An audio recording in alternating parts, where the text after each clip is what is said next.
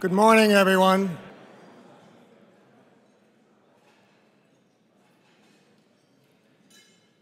Those of you who are led to believe that I'm Miles O'Brien from CNN, who was supposed to be the MC here, and even though television makes you look thinner, younger, older, whatever, I am not. He's been called away on assignment, but I'm Mel Bernstein from Northeastern University, and it's going to be my pleasure to MC this very interesting and exciting activity that goes on, recognizing both the leaders in Congress who have done so much for the community to be able to support science, as well as the scientists themselves. And I know there are a number of active researchers, or as some of us have now become, used to be active researchers. So if those of you who are here, if you could just raise your hands, faculty, ex-faculty, whatever, right? So, and hopefully there'll be an opportunity during the discussions at your table and also afterwards for people to be able to reach out and talk to members of Congress who are here, staff members and others who are here and who are part of this large community. I don't think I have to tell this group how important it is to have continuing support for research at academic institutions.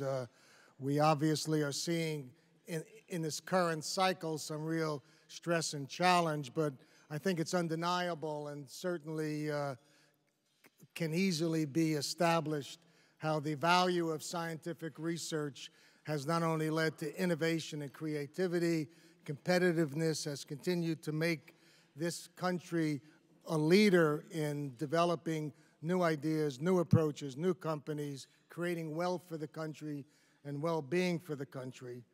So we are here to, again, to thank our congressmen and women, those who continue to have successfully make the argument that that kind of investment is going to be critical for all of us. And so thank you all for today, and we're going to have a very interesting session.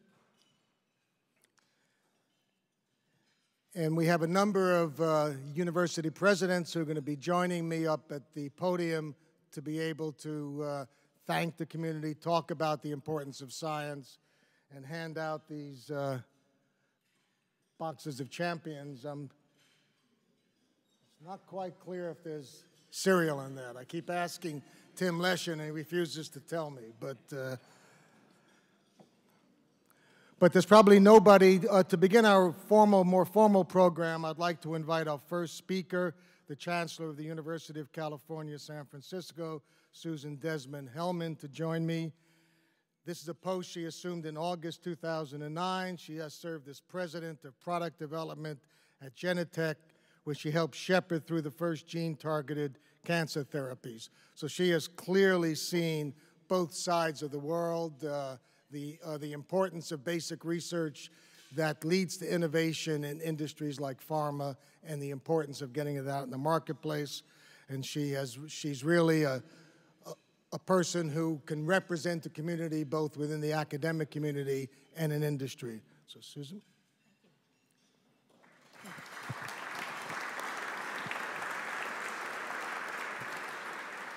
Thank you, Mel, and good morning, everyone. Thank you for being here.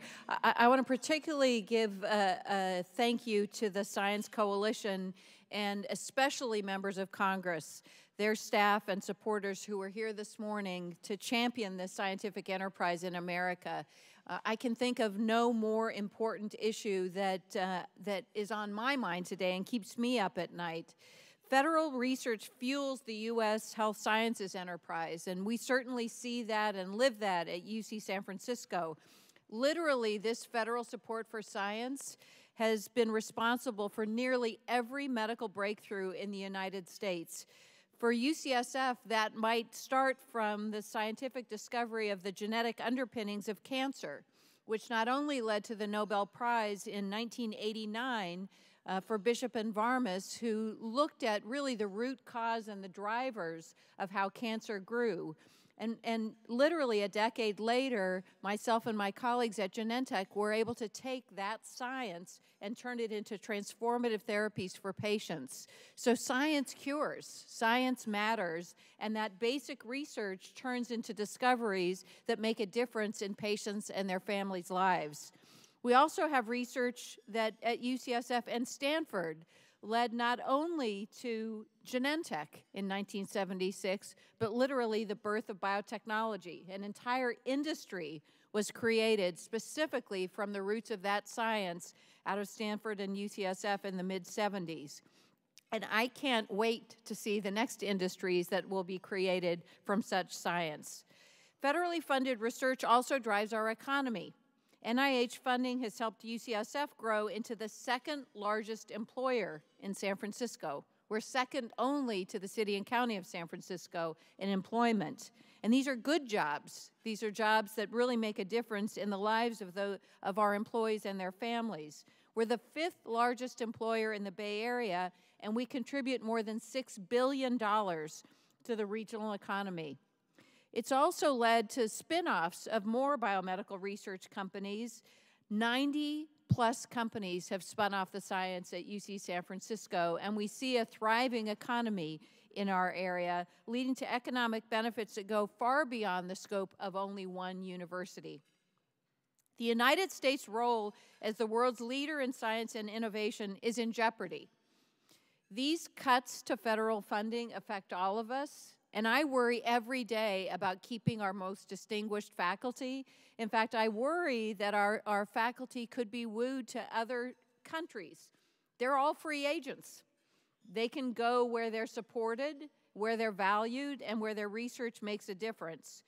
These creative minds that come together to solve our most important problems are essential to America's great universities, and we need to bring those minds together to find a solution to both reduce our deficit while building our economy with help from funding from federal research. So again, I'm delighted to be here. It's really important to us at UC San Francisco that federal funding continue for research. I want to particularly salute those of you who work on this every day, and thank you for your support and your help. I can't wait to see what the future of science brings. It's extremely important. I get to live it every day, and I'm delighted to join you this morning. Thank you very much.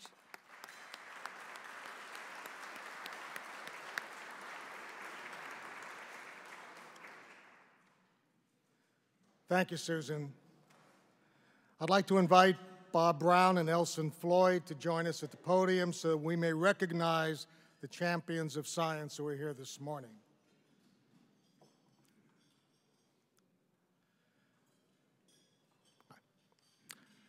Robert Brown has been president of Boston University since 2005. Previously was provost at the Massachusetts Institute of Technology, a native of Texas. He earned his degrees in chemical engineering at the University of Texas, Austin, and a PhD in chemical engineering from the University of Minnesota. He's a member of the Academy of Arts and Sciences, the National Academy of Engineering, and the National Academy of Sciences. And he's also, of course, a neighbor of ours, Northeastern and BU, just really are literally blocks apart. And it's really an example of the kind of benefits that come when collaboration occurs in science. Some of you may know that 5 universities in Boston joined together, which is a minor miracle, to build a new high-performance computing center. This is Harvard University, MIT, BU, the UMass system, and Northeastern have really come together to be able, with the Commonwealth and industry, to create this environment where scientists can now be able to work at the cutting edge of computer science. Elson Floyd is president of Washington State University, a post he's held since May 2007, previously president of the 4-campus University of Missouri and president of Western Michigan University, where he was also a tenured faculty member in the Department of Counselor Education, Counselor and Psychology. He began his career at the University of North Carolina at Chapel Hill, where he held a number of administrative positions, one of the many itinerant administrators here today, I'm sure. Now, the Science Coalition began this recognition in 1999, and is a distinguished group of 60 current and former members of Congress who has received the designation. President Brown will tell us what it means to be a champion of science. Thank you, Mel. It's a great pleasure to be here this morning with so many key policymakers who strongly believe in the value of science and research. As Mel said, I'm a chemical engineering and have cascaded down now, a chemical engineer now, cascaded down to be a university president. I spent the majority of my life trying to understand the physical world around us and to help create new technologies and impact society and our economy. And I have, in my career, been the beneficiary of research grants from the National Science Foundation, DARPA, the Office of Naval Research, and numerous industrial and foundation funding. So I know that my career and those of our leading academic researchers would not be possible without the support of legislators and policymakers and their staffs. You are truly the champions of science. You understand that what research means to our country. You know how important it is to the present and future well-being of our nation, that we continue to maintain our leadership role in answering fundamental questions in the physical and life sciences, in developing vital new technologies, whether they be in telecommunications or therapies for human health. As you might imagine, it's part of my job to be passionate about science and passionate about everything we do. But it's really gratifying to me personally to be in a room in Washington with so many people who are not necessarily themselves scientists, but who choose to be excited about science and its role in the country. The nomination form for the Science Coalition's Champion of Science Award says that this award, quote, recognizes members of Congress who have committed to maintaining America's position at the forefront of scientific discovery, technological innovation, and economic growth through strong and sustained federal government funding of university-based basic science research. You are willing to cross the aisle to form partnerships in support of investments in major research facilities. You visit our campuses, talk with researchers, and work to educate your colleagues about the enormous long-term return on federal investments in research. You vote for legislation which will improve America's competitiveness through technological innovation and through STEM education. You advocate for increased funding for biomedical research, and you work to produce budgets that maintain funding for America's premier research agencies, even in times of austerity. Without your hard work and commitment, universities such as mine could not succeed. Young people might not choose scientific careers. Faculty might not discover the next breakthroughs that will change the world that we live in, and our future may be markedly different. That makes you champions of science, and I salute you. I should also note that, personally, Congressman Edward Markey of Massachusetts is not able to be with us today to receive his award, but as a fellow resident of Massachusetts, I want to publicly acknowledge all he has done for science over the years. All of you being honored today are making a difference. Thank you all.